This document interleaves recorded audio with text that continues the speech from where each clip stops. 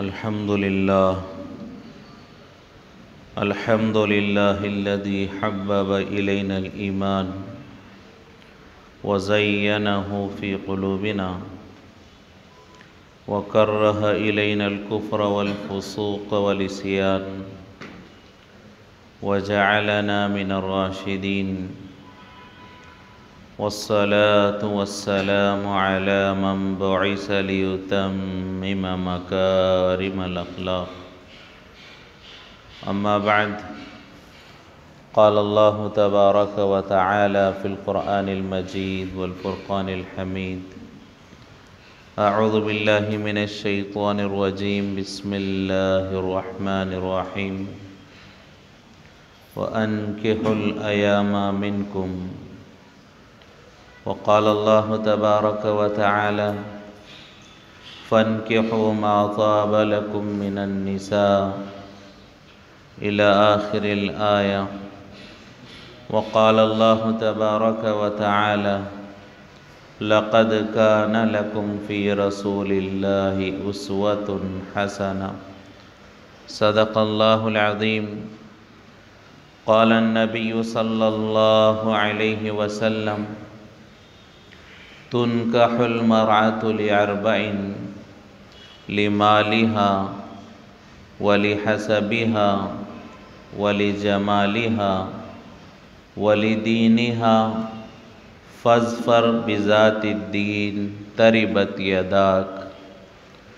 وقال النبي صلى الله عليه وسلم: تزوجوا الودود الولود فإني مكاثر بكم الأمم، او كما قال علیہ الصلاۃ والسلام. محترم سامعین کرام، گزشتہ نکاح کے لیے رشتے تلاش کرنے میں کن باتوں کا اہتمام کرنا چاہیے اور کن چیزوں کو بنیاد بنانا چاہیے، اس سے متعلق حضور پاک صلی اللہ علیہ وسلم نے کیا ہدایات بیان فرمائی ہیں، اس پر گفتگو چل رہی تھی کہ آپ صلی اللہ علیہ وسلم نے نکاح کے لیے رشتہ تلاش کرنے میں کن باتوں کا پاس و لحاظ رکھنے کا حکم دیا، اور آج ہمارے معاشرے میں، ہماری سوسائٹی اور کلچر میں ہم کن چیزوں کو بنیاد بنا کر رشتے تلاش کرتے ہیں اور ان سے کیا نقصانات، کیا برائیاں معاشرے میں پھیل رہی ہیں، اس سے متعلق گفتگو چل رہی تھی. لہٰذا حدیث میں حضور پاک صلی اللہ علیہ وسلم نے ارشاد فرمایا: تنکح المرأة لأربع، کہ عورت کو 4 بنیادوں کی وجہ سے نکاح کیا جاتا ہے. لمالہا، بعض لوگ مال کو بنیاد بناتے ہیں. ولحسبہا، بعض لوگ خاندان کو بنیاد بنا کر رشتہ تلاش کرتے ہیں. ولجمالہا، بعض لوگ خوبصورتی کو بنیاد بنا کر رشتے تلاش کرتے ہیں. ولدینہا، اور بعض لوگ دین کو بنیاد بناتے ہیں. تو حضور نے فرمایا: فاظفر بذات الدین تربت یداک، کہ دینداری کو مقدم رکھو، اللہ تمہیں آباد کرے. تو آپ صلی اللہ علیہ وسلم نے ارشاد فرمایا دین کو بنیاد بنانا چاہیے.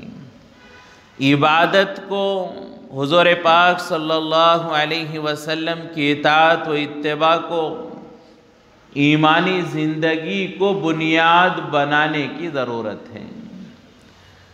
اسی حدیث کو سامنے رکھتے ہوئے علماء کرام نے، اللہ والوں نے بیان فرمایا کہ جب ہم اپنے بچوں کے لیے رشتے تلاش کریں تو یہ ترتیب ہونی چاہیے۔ ہم اپنے لڑکے کے لیے لڑکی تلاش کریں یا لڑکی کے لیے لڑکا تلاش کریں تو یہ ترتیب ہونی چاہیے۔ کیا ترتیب ہے کہ سب سے پہلے ہم ایمانیات کو تلاش کریں گے، سب سے پہلے ہم دینداری کو تلاش کرنا چاہیے۔ پہلے ایمانیات، دوسرے نمبر پر انسانیت، تیسرے نمبر پر نسوانیت۔ یہ تین چیزیں ترتیب سے ہمیں رشتے میں دیکھنے کی ضرورت ہے۔ سب سے پہلے ایمان کو دیکھیں گے، دینداری کو دیکھیں گے، دوسرے نمبر پر انسانیت کو دیکھیں گے، کردار کو دیکھیں گے، اخلاق کو دیکھیں گے، تیسرے نمبر پر خوبصورتی کو دیکھیں گے۔ تو یہ تین چیزیں ہیں جو ترتیب سے ہونی چاہیے، لیکن آج اللہ معاف فرمائے ہماری ترتیب الٹی ہو گئی ہے۔ پہلے خوبصورتی دیکھتے ہیں، پھر اس کے بعد انسانیت میں سے عادات اخلاق کو دیکھتے ہیں، پھر اس کے بعد جو ہے ایمانیات کو دیکھتے ہیں۔ حالانکہ ایسی ترتیب نہیں ہے، پہلی چیز ایمان کو بنیاد بنانا چاہیے، اس لیے کہ ایمان ہے تو تمام صفات ہیں، کمالات ہیں۔ اللہ کو راضی کرنے کا جذبہ ہے تو شوہر کی خدمت بھی ہوگی، حضور پاک صلی اللہ علیہ وسلم کی محبت ہے تو شوہر کی خدمت ہوگی، حضور کی تعلیمات پر عمل کیا جائے گا۔ تو بنیاد ایمان کو بنانے کی ضرورت ہے، لیکن آج ہمارا بنیاد کیا ہوا ہے؟ عام طور پر لڑکیوں کو پسند کیا جاتا ہے خوبصورتی کی بنیاد پر، لڑکوں کو پسند کیا جاتا ہے کمائی کی بنیاد پر۔ یہ عام طور پر ہمارا ماحول ہے۔ کسی بھی شادی میں جا کر آئیں، عورتیں کسی نکاح کی مجلس میں، کسی شادی کی دعوت میں جا کر آئیں تو سب سے پہلے کیا پوچھا جاتا ہے؟ دلہن کیسی ہے؟ دلہن کے بارے میں کیا سوال ہوتا ہے؟ شادیوں میں جائیں گے تو پہلا سوال یہی ہوتا ہے، دلہن کیسی ہے؟ خوبصورت ہے نا؟ تو لڑکیوں میں بنیاد خوبصورتی کو بنا لیا۔ شادی میں، شادی کی مجلسوں میں، دعوت میں، شرکت میں کیا مذاکرے ہوتے ہیں دلہن کو لے کر کہ دلہن دیکھنے میں کیسی ہے، دلہن خوبصورت تو ہے نا؟ کیوں؟ وہی مقصد ہے، وہی بنیاد بنایا تو وہی پوچھیں گے۔ کسی بھی شادی میں جائیں، نکاح کی دعوت میں جائیں، ولیمے کی دعوت میں جائیں، لڑکے کے بارے میں، دولہے کے بارے میں تذکرہ ہو تو سب سے پہلا سوال کیا ہوگا کہ دولہا کیا کرتا ہے، دولہے کی کمائی کتنی ہے، لڑکے کی انکم کتنی ہے۔ پہلا سوال یہ نہیں پوچھا جائے گا لڑکا ایماندار ہے، لڑکا نمازی ہے، روزے دار ہے، عادت اخلاق کا اچھا ہے، والدین کی خدمت کرنے والا ہے، یہ نہیں پوچھا جائے گا۔ لڑکے کے بارے میں پہلا سوال ہم یہ کرتے ہیں کیا کرتا ہے، لڑکی کے بارے میں پہلا سوال کیا خوبصورت ہے۔ یہ آج ہم نے بنیاد بنایا ہے، حالانکہ یہ بنیاد نہیں ہونی چاہیے۔ ترتیب تو یہ کہ یہ تلاش کریں، اچھی خوبصورت لڑکی تلاش کریں، اچھا کمانے والا لڑکا تلاش کریں، لیکن یہ پہلا مقصد نہیں ہونا چاہیے، پہلی وجہ نہیں ہونی چاہیے۔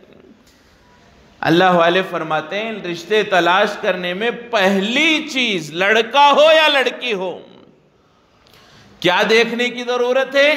ایمانیات کو دیکھنے کی ضرورت ہے کہ اللہ کی عبادت کرنے والا ہے، اللہ کی عبادت کرنے والی ہے کہ نہیں ہے، حضور پاک صلی اللہ علیہ وسلم کی سنتوں پر عمل کرنے والے ہیں کہ نہیں ہیں، اللہ کا دین ان کی زندگیوں میں کتنا ہے۔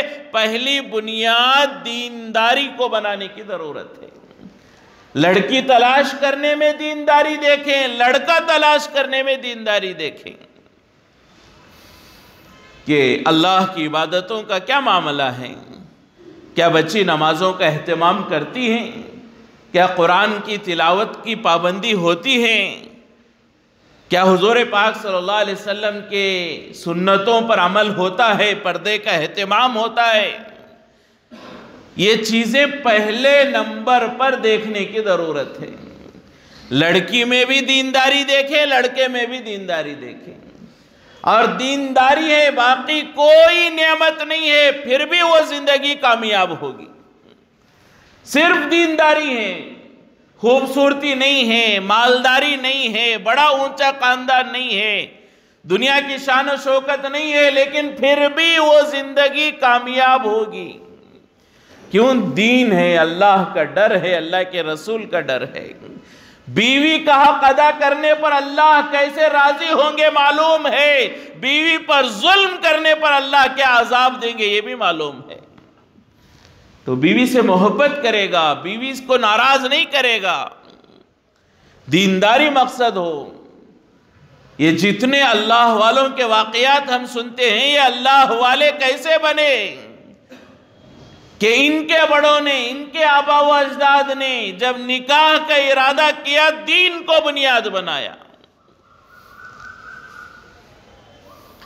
شیخ الہند رحمت اللہ علیہ کے زمانے کا واقعہ، حضرت احمد علی لاہوری رحمت اللہ علیہ، مفسر قرآن، بہت بڑے مفسر ہیں، دارالعلوم دیوبند کے پڑھے ہوئے ہیں۔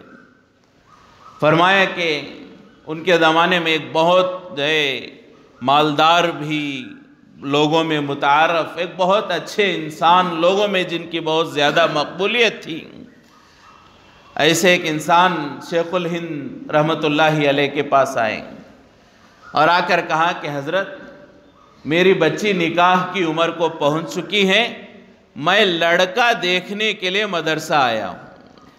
میری بچی نکاح کی عمر کو پہنچ چکی ہے، میں لڑکے کی تلاش میں مدرسہ آیا ہوں، کوئی اچھا دیندار طالب علم پڑھنے والا مدرسے میں، کوئی عالم، کوئی حافظ، کوئی اچھا دیندار لڑکا ہو تو آپ مجھے بتا دیں، میں اپنی بچی کا نکاح اس سے کراؤں گا۔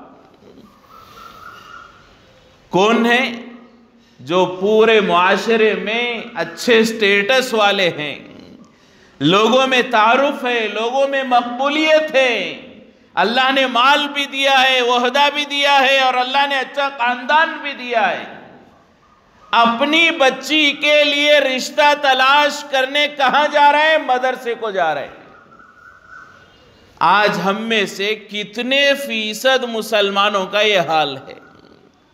ہمارے گھر میں بچیاں نکاح کی عمر کو پہنچ جاتی ہیں، کیا کبھی کوئی ہم میں سے مدرسہ جاتے ہیں لڑکا تلاش کرنے؟ یا کسی سے کہتے ہیں کہ ہماری بچی نکاح کی عمر کو پہنچ گئی، کوئی حافظ قرآن، کوئی عالم دین، کوئی دیندار نوجوان ہو تو ہمیں بتائیں، ہم پوچھتے ہیں۔ رشتے تلاش کرنے کے لیے کہیں جاتے ہیں، مسجد کے امام سے، محلے کے ذمہ دار سے، مدرسے کے ذمہ دار سے جا کر ہم بات کرتے نہیں کرتے؟ کیا ہوتا ہے ہمارا نظریہ؟ ہماری بچی نکاح کی عمر کو پہنچ گئی، ڈاکٹر ہمیں چاہیے، انجینئر ہمیں چاہیے، اچھے کاروبار والا ہمیں چاہیے۔ دنیا دار کی تلاش ہم کرتے ہیں، دیندار کی تلاش نہیں کرتے۔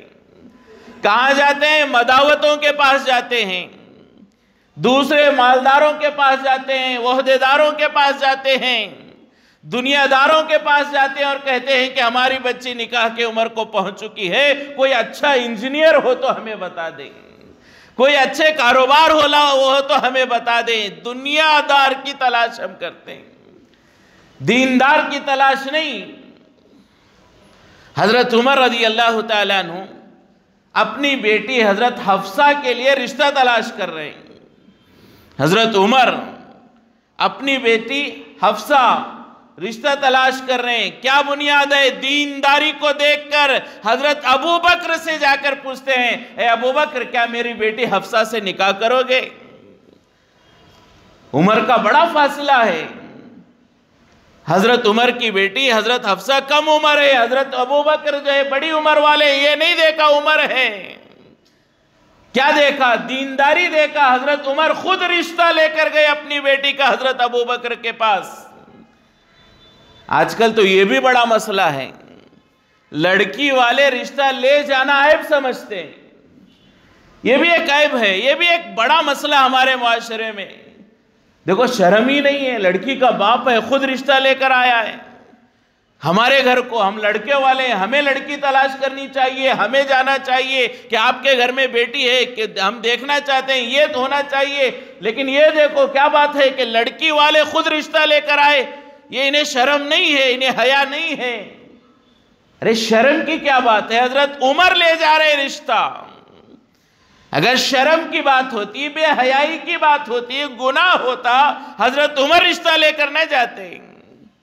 میرا لڑکا ہو، میری لڑکی ہو، نکاح کی عمر کو پہنچ چکی ہے اور اس کے لیے ایک حلال طریقہ مجھے دیکھنا ہے، تو اس میں شرم والی کون سی بات ہے؟ اللہ کا حکم پورا کرنا ہے.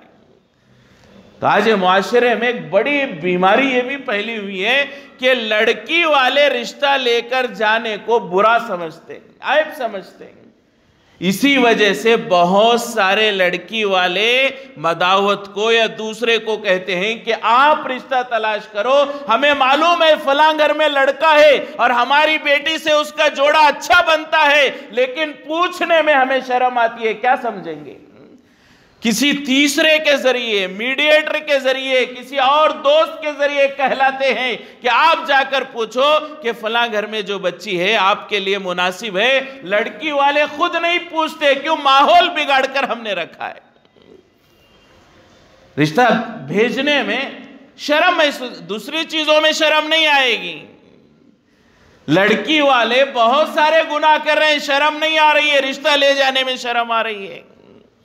اپنی بچیوں کو لے جا کر سینما دیکھتے ہیں، کانوینٹوں میں بھیجتے ہیں، کو ایجوکیشن کے نام پر، ڈگریوں کے نام پر بے حیائی میں ہم ملوث کر رہے ہیں. وہاں باپ کو شرم نہیں آتی، رشتہ لے جانے میں باپ کو شرم آتی. تو یہ بھی ایک بہت بگاڑ ہے ہمارے معاشرے میں. ہم سب کو اس سے بچنے کی ضرورت ہے. ہمارا لڑکا ہو یا لڑکی ہو، نکاح کی عمر کو پہنچ گیا، رشتہ پیش کرنے میں کوئی برائی نہیں ہے. اگر کوئی لڑکی کا باپ ہمیں رشتہ لے کر آئے، ہم برا نہ سمجھیں.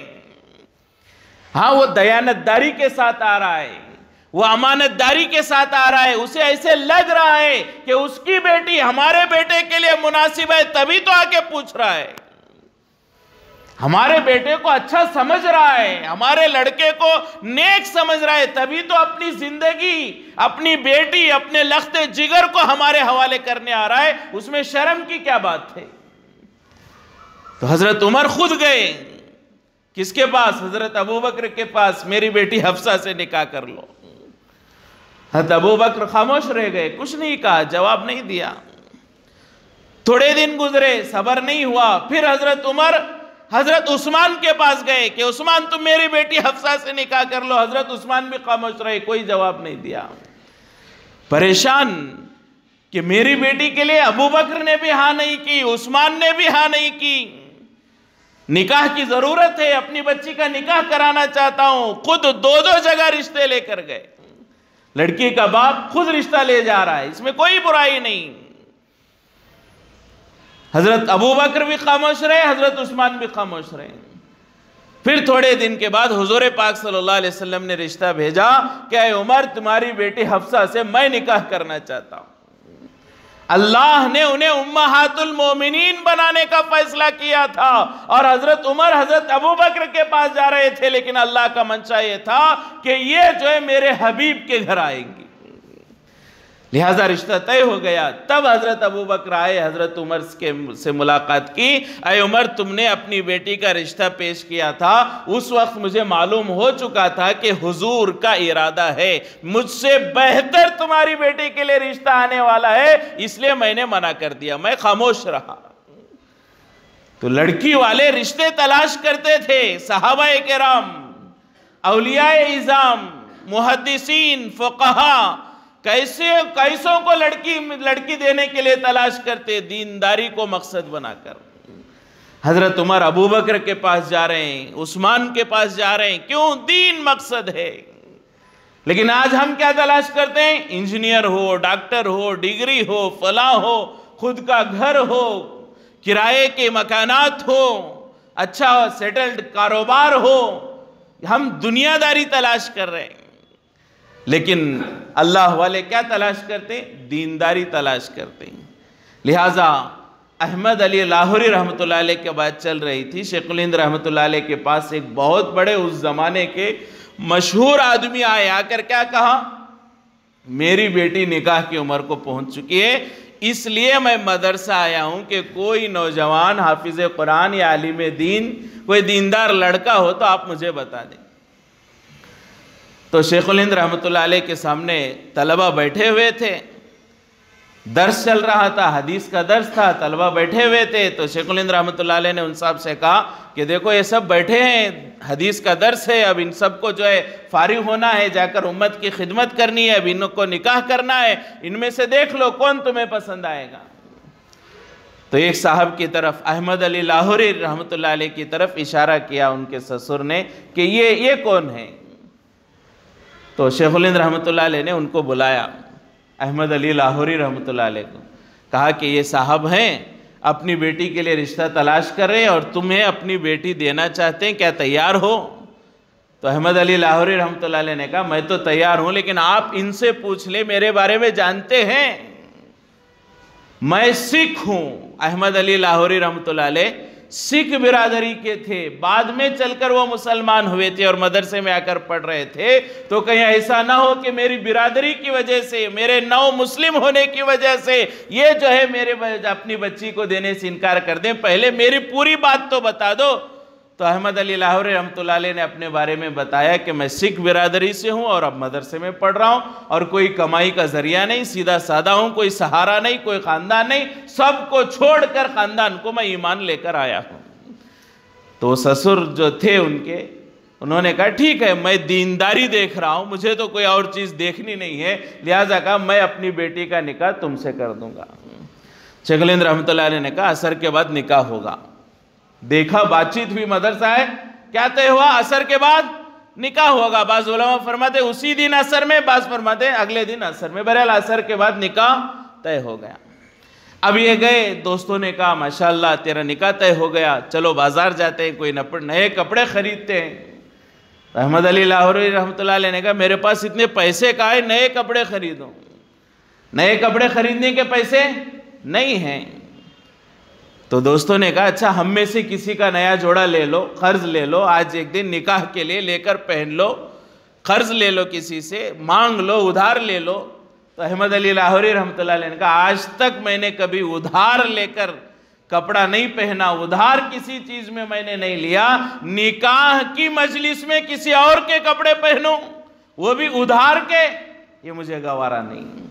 تو دوستوں نے کہا نئے کپڑے خریدنے کے پیسے نہیں ہیں، اچھے دوسروں کے کپڑے پہننے کو تیار نہیں ہو تو کم از کم جو ہے تمہارے پاس جو اچھے کپڑے ہیں وہی پہن لو۔ تو احمد علی لاہوری نے کہا میرے پاس یہ ایک ہی جوڑا ہے، میرے پاس یہ ایک ہی جوڑا ہے جو پہنا ہے، اسی پر میں نکاح کر لوں گا۔ تو دوستوں نے کہا ارے بھائی اتنا بڑا آدمی ہے، آ رہا ہے تمہارا اپنی بچی کا رشتہ لے کر آ رہا ہے، کم از کم اسے دھو کر ہی پہن لو، دوسرا کوئی نہیں تو اسے دھو کر پہن لو۔ تو احمد علی لاہوری رحمۃ اللہ ہاں یہ بات میں مانتا ہوں، نئے کپڑے خریدنے کے پیسے نہیں ہیں، ادھار لینا نہیں چاہتا، دوسرے جوڑے نہیں ہیں، ہاں اتنا ہے کہ اسے دھو کر پہنوں گا۔ دھو کر جو ہے چادر لپیٹی، لنگی پہنا، کپڑے جو ہے سکھانے کے لیے ڈالا، بارش آ گئے، بارش، زوردار بارش۔ اب عصر کو نکاح ہے، وہی بھیگے گیلے کچے کپڑے پہن کر مجلس نکاح میں بیٹھے۔ اب سسر دیکھ رہے ہیں اور یہ سسر کو دیکھ رہے ہیں اور یہ سوچ رہے ہیں کہ میرے سسر کیا سوچیں گے، کل بھی یہی کپڑے پہنا تھا، گندے تھے، آج بھی یہی پہنا ہے، گیلے، کیا سوچے گا؟ اب یہ سوچ رہے ہیں، لیکن بعد میں چل کر معلوم ہوا، احمد علی لاہوری رحمۃ اللہ علیہ کہتے ہیں میں ابھی احمد علی لاہوری نہیں بنا، اس وقت میرے سسر نے مجھے پہچانا تھا، کہ ان کی فراست تھی کہ انہوں نے مجھے پہچان لیا کہ اللہ مجھ سے دین کا کام لیں گے۔ لہٰذا اسی گیلے کپڑوں میں، بھیگے کپڑوں میں نکاح ہوا۔ ان کے سسر نے جو ہے بہت سارے زیورات کے ساتھ اور جو ہے اپنی شان و شوکت کے مطابق اپنی بچی کو جو ہے رخصت کیا، اور یہاں ان کے گھر میں فاقے ہیں۔ احمد علی لاہوری رحمۃ اللہ علیہ پڑھ رہے تھے، ان کے پاس کوئی کمائی کا ذریعہ نہیں تھا، آئے نکاح کے بعد چند دن گزرے ہیں، ابھی گھر میں فاقہ چل رہا ہے۔ کچھ دن کے بعد دوبارہ احمد علی لاہوری رحمۃ اللہ علیہ کی بیوی اپنے مائکے گئی، اپنے گھر گئی، تو ان کے والدین نے پوچھا بیٹی کیسے ہو، خوش ہونا، اپنے شوہر کے ساتھ کیسی زندگی گزر رہی ہے؟ تو وہ بچی بھی دیندار تھی، احمد علی لاہوری رحمۃ اللہ علیہ کی بیوی وہ بھی دیندار تھی۔ ان کے ماں باپ نے پوچھا کیسا گزارا چل رہا ہے؟ حالانکہ فاقے ہے، کھانے کو کھانا نہیں ہے، شوہر کے پاس صرف ایک جوڑا کپڑا ہے، بھوک اور پیاس میں غریبی میں زندگی گزر رہی ہے۔ اس لڑکی سے ماں باپ پوچھ رہے کہ بیٹی زندگی کیسے گزر رہی ہے؟ تو اس بیوی نے، احمد علی لاہوری رحمۃ اللہ علیہ کی بیوی نے کیا کہا کہ امی جان میں نے سنا تھا کہ جنت میں وہ لذتیں ہوتی ہیں اور جنت مرنے کے بعد ملتی ہے، لیکن اللہ نے مجھے دنیا ہی میں جنت نصیب فرمائی۔ کیا کہہ رہی بیوی؟ کہ اللہ نے مجھے دنیا ہی میں جنت نصیب فرمائی۔ فرمایا جب دینداری ہوگی دنیا میں جنت کے مزے اللہ دیں گے۔ جھوپڑا ہو، کھانے کو کھانا نہیں، عیش و آرام نہیں، دنیا کے اسباب و نعمتیں نہیں، لیکن دینداری ہے تو وہ گھر جنت کا باغ بنے گا۔ آج محلات ہیں، اچھا فرنیچر ہے، اچھے کرٹنس ہے اور ہزاروں قسم کے گھر میں سہولتوں کے سامان ہے، نوکر چاکر ہیں، سب کچھ ہے، دینداری نہیں ہے، وہ گھر جہنم کا نمونہ بنا ہوا ہے۔ تو احمد علی لاہوری رحمۃ اللہ علیہ کی بیوی نے کہا امی جان میں نے سنا تھا مرنے کے بعد جنت ملتی ہے، لیکن اللہ نے تو مجھے دنیا میں جنت نصیب فرمائی ہے۔ فرمایا یہ ہے دینداری کی بنیاد پر نکاح کرنے کے فائدے۔ تو وہ جا کر بعد میں مفسر قرآن بنے۔ اللہ نے ایسا کام لیا، آج بھی امت، بڑے بڑے علماء ان کی تفسیر کی بنیاد پر جو ہے امت کے مسائل حل کر رہے ہیں۔ تو لڑکی تلاش کرنے میں سب سے پہلا، لڑکا تلاش کرنے میں سب سے پہلا مقصد کیا ہو، بنیاد اور سبب کیا ہو؟ ایمانیات ہونے چاہیے۔ ایمانیات کو مقصد بنائیں، دینداری کو مقصد بنائیں، دنیا داری کو مقصد نہ بنائیں۔ تو سب سے پہلے ایمان دیکھیں، عبادت دیکھیں، حضور کی اطاعت دیکھیں، اللہ کے دین پر کتنا عمل کرنے والے ہیں یہ دیکھیں۔ دوسرے نمبر پر اللہ والے فرماتے ہیں انسانیت کو دیکھیں۔ دوسرے نمبر پر کیا دیکھنا ہے؟ انسانیت۔ جو بندہ ایماندار ہو بعد میں چل کر اس کے اندر کیا دیکھنی چاہیے؟ انسانیت دیکھنی چاہیے کہ اس کے عادات کیسے ہیں، اس کے اخلاق کیسے ہیں، اس کا کردار کیسا ہے، بڑوں کے ساتھ اس کا رویہ کیسا ہے، بچوں کے ساتھ اس کی محبت کا معاملہ کیسا ہے، رشتہ داروں کے ساتھ اس کا کیا رویہ ہے، کیا انداز ہے۔ یہ عادات، اخلاق، انسانیت کے پہلو دوسرے نمبر پر دیکھنے چاہیے۔ اس لیے کہ بعض دفعہ ایسا بھی ہوتا ہے کہ بہت سارے لوگ نمازی تو ہوتے ہیں لیکن اخلاق نہیں ہوتے۔ نمازی ہے، پہلے صف میں کھڑے ہو کر نماز پڑھتا ہے، اس کا باپ اس سے ناراض ہے، اس کی ماں اس سے ناراض ہے۔ یہ پہلی صف میں کھڑے ہو کر نماز پڑھ رہا ہے اور ماں باپ کی جو ہے دل سے اس کے لیے بد دعا نکل رہی ہے۔ پہلی صف میں کھڑے ہو کر نماز پڑھ رہا ہے، کئی مرتبہ حج کیا، کئی مرتبہ عمرے کیا، لیکن بہن کا حق ادا نہیں کیا اس نے۔ وراثت میں بہن کا حق مار کے جو ہے یہ زندگی گزار رہا ہے اور بہن اسے بد دعا دے رہی ہے۔ نمازی ہے، روزے دار ہے، لیکن پڑوسی اس کے جو ہے برے برتاؤ سے پریشان ہے۔ تو سب سے پہلے نمبر پر ایمانیات دیکھنا، ایمانیت کے بعد عادات، اخلاق اور کردار بھی دیکھنا، اس لیے کہ ہر جو ہے نمازی دی جائے اچھے اخلاق والا ہو کوئی ضروری نہیں ہے۔ ہاں اس کی نماز واقعی نماز ہوتی، سنتوں کے اور آداب کے لحاظ کے ساتھ ہوتی تو یہ عادات بھی اس کے بدل جاتے، لیکن چونکہ دکھلاوا ہے، لوگ ہم اسے نمازی سمجھتے ہیں، حقیقی معنوں میں وہ نمازی نہیں ہوتا۔ جیسا کہ مشہور واقعہ ہے، فرمایا کہ جو ایک مسجد میں چپل چوری ہو گئی، چپل چوری ہو گئی تو باتیں ہونے لگیں، کسی نمازی نے چپل چوری کر لیے۔ کیا بات ہونے لگی؟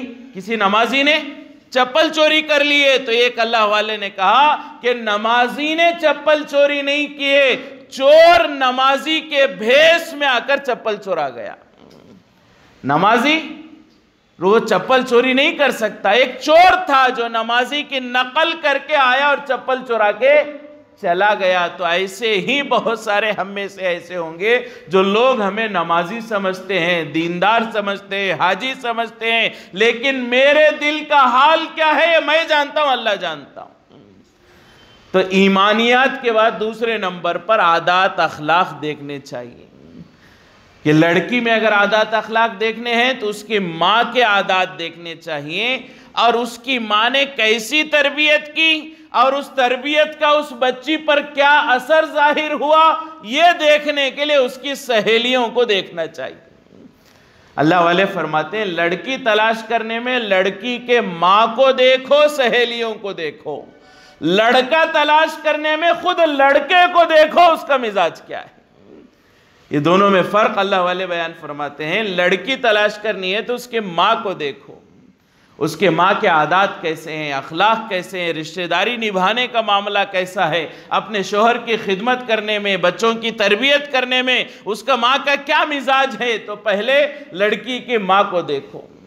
اب ماں تو دیندار ہے، ظاہر بات ہے کہ اپنی بچی کی اچھی تربیت کی ہوگی۔ اب اس تربیت سے بچی نے کتنا سبق حاصل کیا، کتنا نفع اٹھایا، یہ دیکھنے کے لیے بچی کی سہیلیوں کو دیکھو۔ ماں کی تربیت تو اپنی جگہ، لیکن نفع اس سے ملا کہ نہیں۔ اس لیے کہ بہت سارے دیندار گھرانوں میں بے دین اولاد جو ہے نظر آتی ہے، بہت سارے بے دین گھرانوں میں دیندار اولاد نظر آتی ہے۔ وہ تربیت کا اثر لینا بھی ان بچوں کے مزاج میں ہوتا ہے۔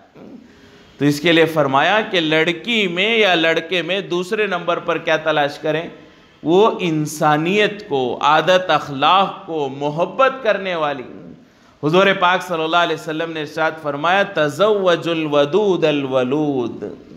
آپ صلی اللہ علیہ وسلم فرماتے ہیں محبت کرنے والی اور زیادہ اولاد پیدا کرنے والی لڑکیوں سے نکاح کرو۔ دو چیزیں حضور نے فرمایا، محبت کرنے والی سے نکاح کرو اور زیادہ اولاد پیدا کرنے والی سے نکاح کرو۔ محبت کرنے والی ہے، اولاد زیادہ ہوں گے، کیسے معلوم ہوگا؟ اس کے جو ہے خاندان کو دیکھو، اس کی بھائی بہنیں کتنے ہیں، اس کے خالہ کے بچے کتنے ہیں، اس کے جو ہے بہنوں کے بچے کتنے ہیں، اس کے خاندان کو دیکھو تو معلوم ہوگا کہ اولاد زیادہ ہے کہ کم ہے، اور ان کے خاندان کو دیکھنے سے معلوم ہوگا کہ محبت کرنے والی ہے کہ نہیں ہے۔ تو اس کے لیے فرمایا کہ یہ دوسرے نمبر پر انسانیت کو دیکھنا چاہیے۔ تیسرے نمبر پر آخر درجے میں کیا ہونا چاہیے؟ وہ خوبصورتی دیکھنی چاہیے لڑکیوں میں۔ پہلے نمبر پر دینداری، دوسرے نمبر پر عادت و اخلاق اور انسانیت، تیسرے نمبر پر کیا دیکھنی چاہیے؟ خوبصورتی دیکھنی چاہیے۔ اس لیے کہ ہر خوبصورت لڑکی اچھے اخلاق والی ہو ضروری نہیں ہے۔ بہت خوبصورت ایسے واقعات ہمیں ملیں گے، بہت خوبصورت بچی ہے لیکن خلا ہو گیا، طلاق ہو گیا۔ خوبصورتی اپنی جگہ، لیکن شوہر ناراض ہے تو زندگی کہاں سے ہوگی؟ خدمت کا مزاج نہیں، محبت کرنے والی نہیں، شوہر کو راضی کرنے کا جذبہ نہیں ہے، وہ خوبصورتی لے کر کیا کرے گا؟ ایسے کئی واقعات ہمارے خاندانوں میں، ہمارے محلوں میں، ہمارے علاقوں میں کہ ایسی بچیاں جس کی تعریف پورے جو ہے خاندان میں ہوتی تھی کہ ماشاءاللہ فلاں کی بچی بہت حسین و جمیل ہے، خوبصورت ہے، بہت خوبصورت بچی ہے، ایسی تعریفیں ہوتی پورے خاندانوں میں۔ ویسی حسین و جمیل خوبصورت بچیوں کے طلاق ہوئے، کیوں؟ شوہر ناراض تھا، طلاق دے دیا۔ خوبصورتی مقصد نہیں ہے، خوبصورتی کے ساتھ خدمت ہو، محبت ہو، اطاعت ہو، نرمی ہو، ہمدردی ہو، لوگوں سے میل جول کا تعلق ہو، انسانیت ہو، دینداری ہو، تب گھر کا نباہ ہوگا، ورنہ اچھے خوبصورت لڑکیوں کو بھی طلاق ہوتے ہوئے دیکھا گیا، اس لیے کہ صرف خوبصورتی سے زندگی نہیں چلتی ہے۔ زندگی گزارنے کے لیے اچھے اخلاق بھی ہونا ضروری ہے۔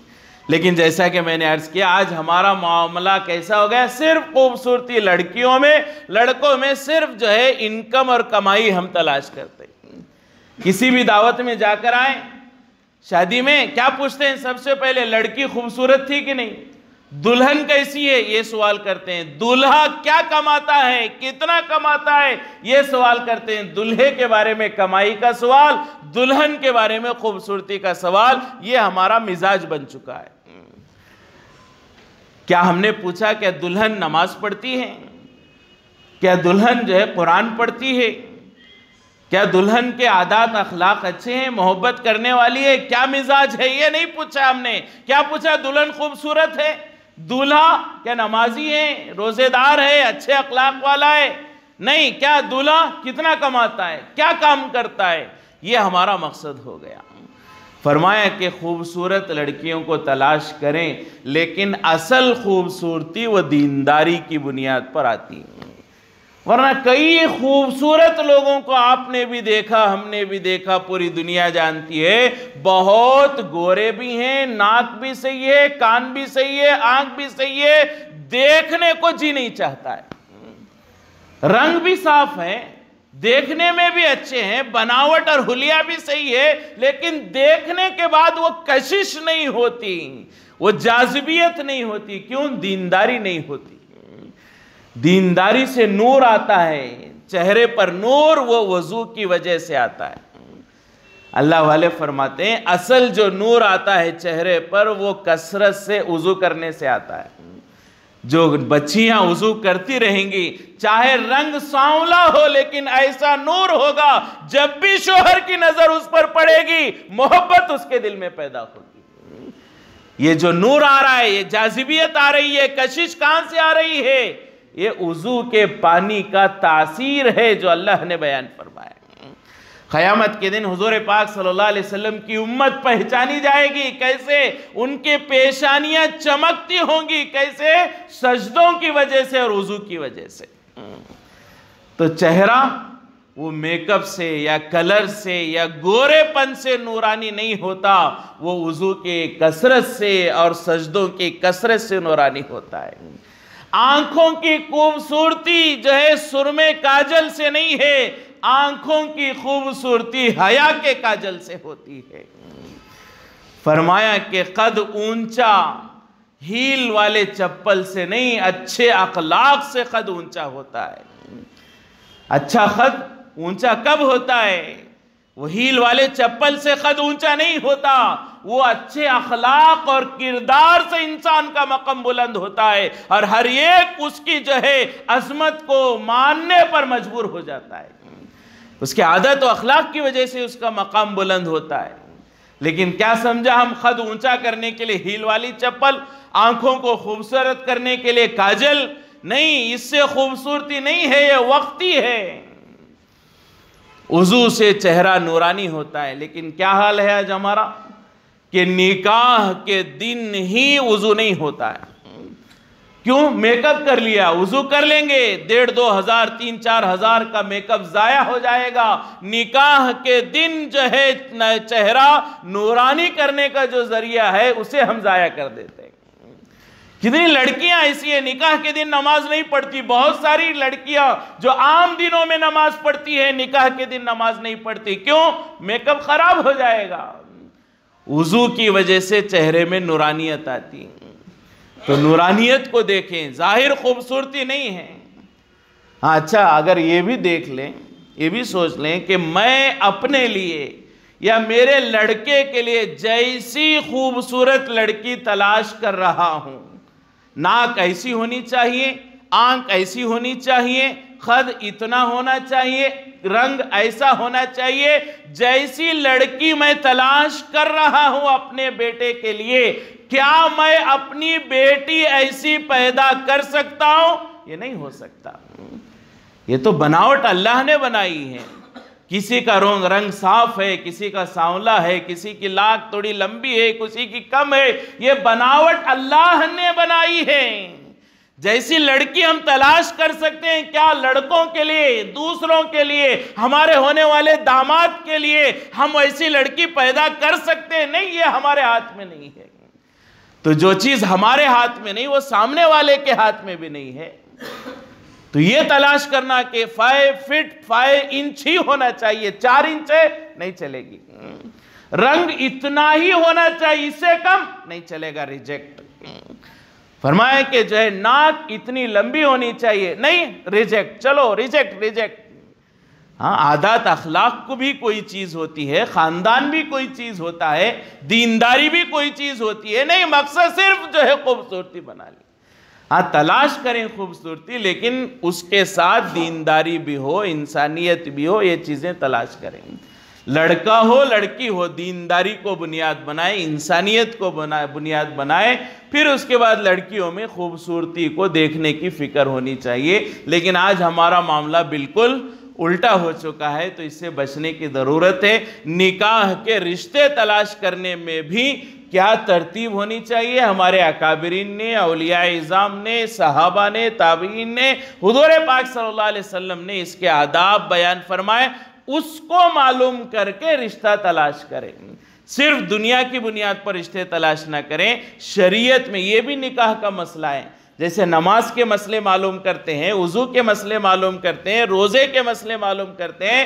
جب ہمارے بچے نکاح کی عمر کو پہنچ جائیں، رشتہ تلاش کرنے کے بھی مسئلے ہم معلوم کریں کہ کیسے ہمیں رشتہ تلاش کرنا ہے. یہ بھی علماء سے پوچھ کر کرنے کی فکر کرے. اللہ تبارک و تعالیٰ سے دعا ہے، اللہ تبارک و تعالیٰ ہم تمام کو غلط نظریات سے، تصورات سے حفاظت فرمائے. صحیح معنوں میں رشتے تلاش کرنے کے اللہ ہم سب کو توفیق نصیب فرمائے. اور امت میں جتنے نوجوان لڑکے اور لڑکیاں ہیں جو ابھی نکاح کے عمر کو نہیں پہنچے ہیں، اللہ تبارک و تعالیٰ ان تمام کو نیک صالح جوڑا نصیب فرمائے. اللہ تبارک و تعالی ہم تمام کو نکاح کے مسائل معلوم کر کے عمل کرنے کی توفیق نصیب فرمائے. ایک ضروری اعلان یہ ہے کہ آئندہ آنے والے اتوار کو فجر کی نماز کے بعد مسجد القاسم میں حضرت مفتی عبدالحمید صاحب نقشبندی دامت برکاتہم، جو ہمارے یہاں ہر مہینہ دھارواڑ میں آتے ہیں، ماشاءاللہ اللہ والوں کی مجلسیں قائم ہوتی ہیں. تو اتوار کی فجر کی نماز کے بعد ذکر کی مجلس ہوگی، اور اتوار کے دن القاسم مسجد میں مغرب نماز کے بعد عمومی مجلس ہوگی. لہٰذا تمام حضرات سے درخواست ہے کہ ان دونوں مجلسوں میں، ذکر کی مجلس اور عمومی مجلس میں، ہم خود بھی شریک ہوں، دوستوں کو بھی لے کر جائیں، تاکہ اللہ والوں کی صحبت سے اللہ تبارک و تعالی ہمارے دلوں کو بھی منور فرمائے اور ہمارے اندر ایمان کی حلاوت پیدا فرمائے. اور اللہ ہم سب کو جو ہے اللہ والوں سے جڑ کر اپنے ایمان کو بناتے ہوئے دنیا سے رخصت ہونے کی توفیق نصیب فرمائے. تو اتوار کے دن فجر میں ذکر کی مجلس ہوگی، مغرب میں عمومی مجلس ہوگی، اس میں شرکت کی فکر فرمائے. وآخر دعوانا الحمدللہ.